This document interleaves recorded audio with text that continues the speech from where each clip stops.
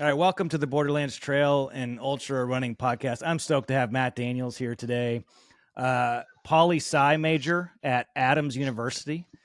Pretty pumped on that. Maybe we'll talk a little bit of politics. From Arlington, Texas, which I'm stoked about because I lived in West Fort Worth for a long time, so I think we have the Texas Rangers in common. We're going to talk about some of that.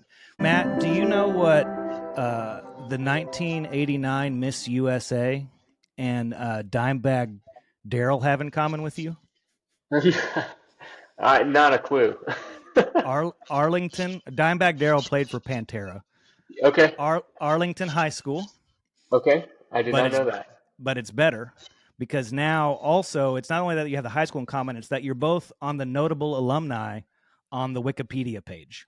Oh, So I was I have, as a was I a thank you, recent addition to that?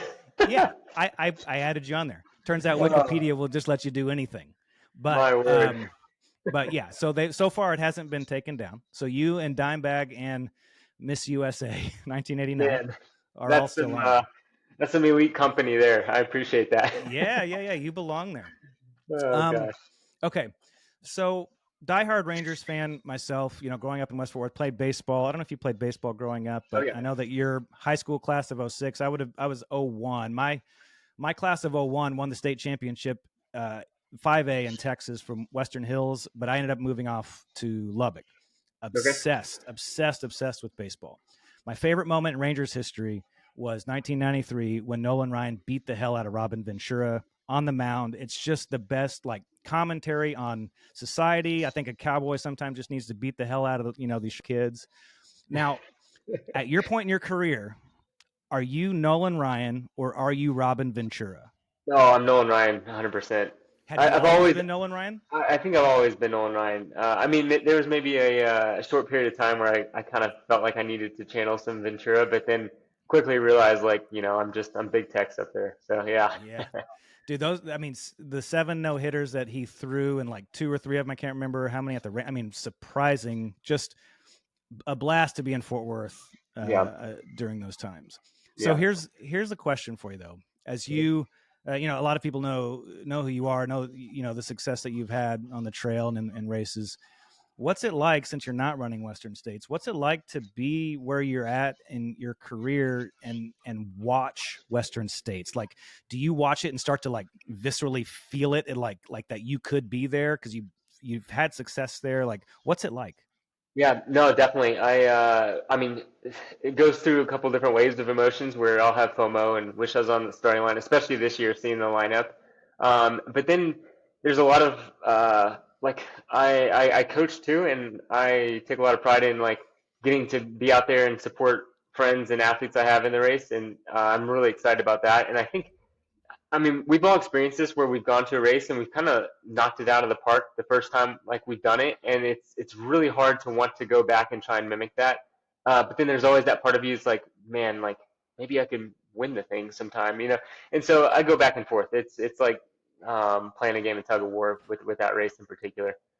Yeah, I think back to now. I don't know if you're a Cowboys fan, but again, also obsessed. I have all the cutouts of when 1989, when like Emmitt Smith and Troy Aikman and Michael Irving, everybody was coming in.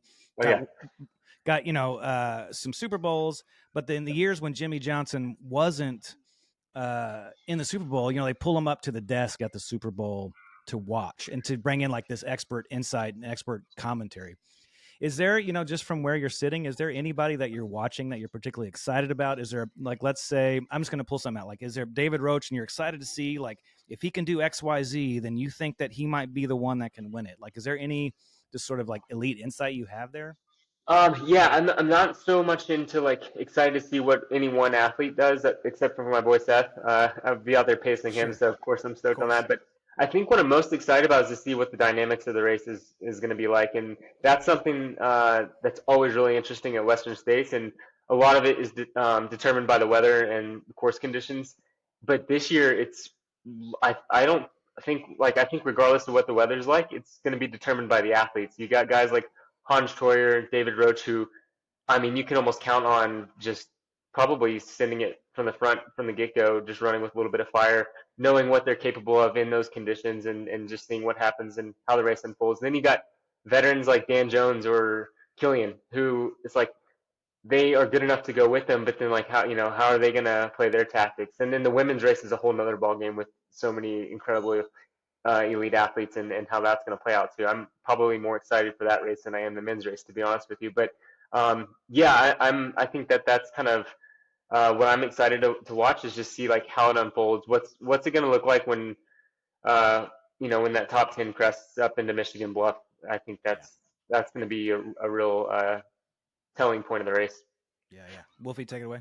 Yeah, man. It's good to have you on, Matt. Yeah. There's been a concept that I've been playing with this year around like the mafia theme of like made men versus associates. Yes. Like the guys like Killian, right? They've got really nothing to prove. Legacy's already cemented, but they're coming back just for more accolades. And then Hans, you already mentioned, right? Like he's an associate. I think a good result here goes a long way towards validating the potential we see him as a professional, right? I think you've probably moved in and out of both sides of those columns. How does it affect how you approach a race? Like if you feel do guys kind of feel and know that they're owning their made man status? Do people feel like you said, the fire of being an associate? Like what's it like inside of the ropes of the elite mine?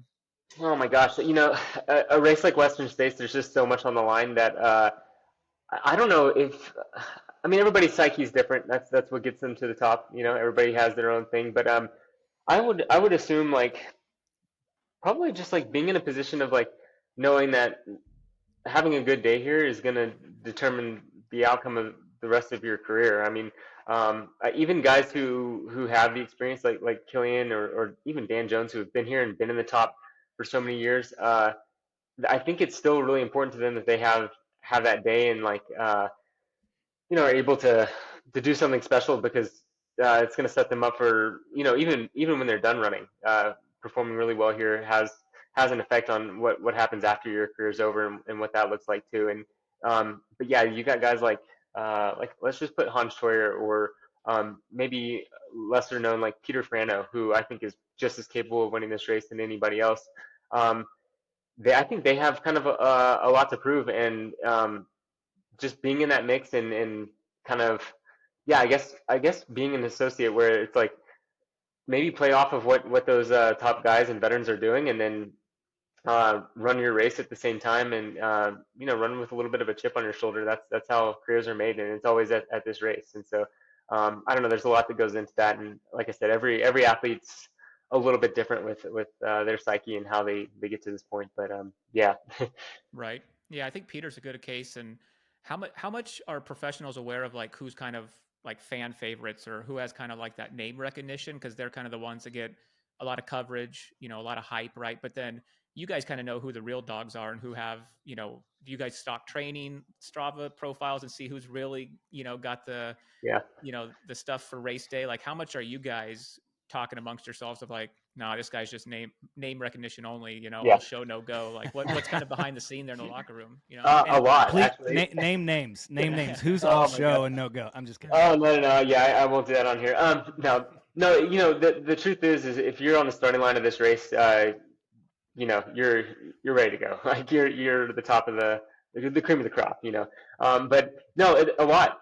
We talk a lot about it, and I think ultra running is a small circle. There's a lot of people involved, but it's a small circle, and word gets out on if people are dealing with a little niggle or have something else going on in life, and maybe that person's not training as well as they want to, or maybe it's like we're looking at somebody's training, it's like they're going to be cooked. Like good luck, pass forward still, things like that. And so there's a lot of that kind of discussion going on, and I don't know. At the same time, too, there's not very many enemies in the sport. We're all pretty closely connected and friends, and so you want what's best for everybody. And at the end of the day, you want everybody to be on that starting line healthy, so you can know that if you do beat Killian was at his best, and that makes you feel even better about where your career is heading. And so, yeah, there's a lot of chatter for sure. I think just and here's the difference. Just over the last few years, a lot of guys have been more public with their training and stuff. So like Killian's been dealing with the TFL injury in his knee, and he's been public about that. David Roach was public about his knee injury, and so there's not so much any guessing anymore. It's just talking about like, hey, like, are they really good, or is it just are they putting on a show to like get in our heads or whatever? So yeah, a lot of back and forth for sure. That's awesome, Quick, man. And go ahead. can I just add, I'm just curious then, like, okay, so you hear that, Mhm. and as a competitor, like I get it. Everyone wants everyone to succeed. I love that. But is there an element where you hear that? Let's say you're at the line and let's say it's late race and you're next to one of these guys and you know of their injury. Mm. A competitor, you're looking, at least in any other sport, you're looking to expose that somehow and Yeah. and use it to your advantage so that you can win. Not in a way that wishes them anything unwell, but I Right. mean that's surely that's happening there too, right? Oh, definitely so. I mean, it happens too. You get a really good sense in the race when things are happening because we're chatting in the race every now and then too. I'll use a perfect example at Canyons 50K a few months back when we were running. Eli was telling our group like, "Man, I just can't. I can't descend today. Like I'm cramping up on descent." So I took it upon myself to descend as hard as I could every chance I got. And so those kind of I things just needed to are hear that. I needed to hear that. Thank yeah, you. yeah. And so those things are going on. That's just racing playing out. Yeah. And I think just yeah, with the chatter of like the little injuries or knowing somebody missed a certain training block, it's like it's like okay, maybe I'll push the canyons a little harder and maybe that'll break a knee or whatever. So I don't know what everybody's situation is, but also this is a 100-mile race, so you don't want to take as many risks and as chances as you would in a shorter race too. All right, Wolfie, last question. Yeah, man. Got anything? So any fans of the pod know we're huge advocates for professionals.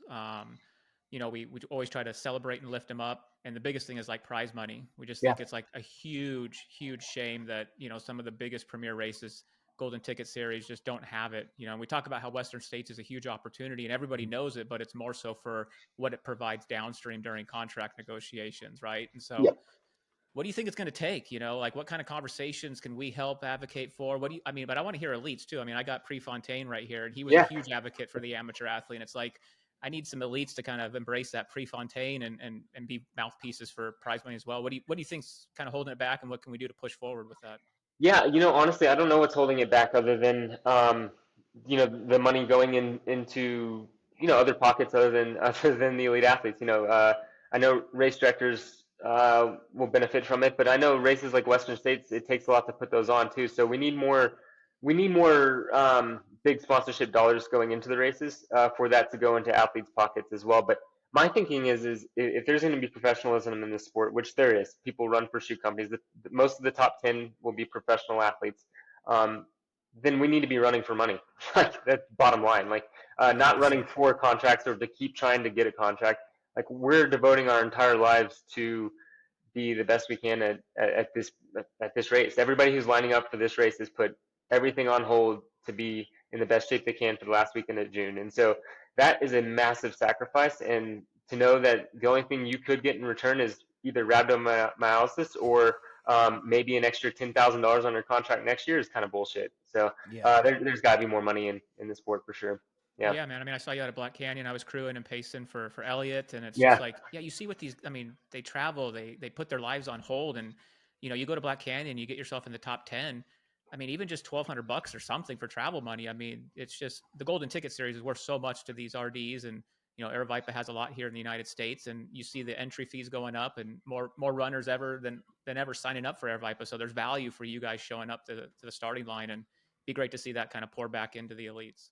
Yeah, definitely. And that trickles down into whoever's sponsoring the races or the elite athletes too. They're just going to benefit from it as well. So there's a ton downstream from that, like better coverage. Everything goes downstream from that. As we get better performances, goes downstream. Everybody comes up with that. It's just absurd to me that it's not there, and we care deeply about that.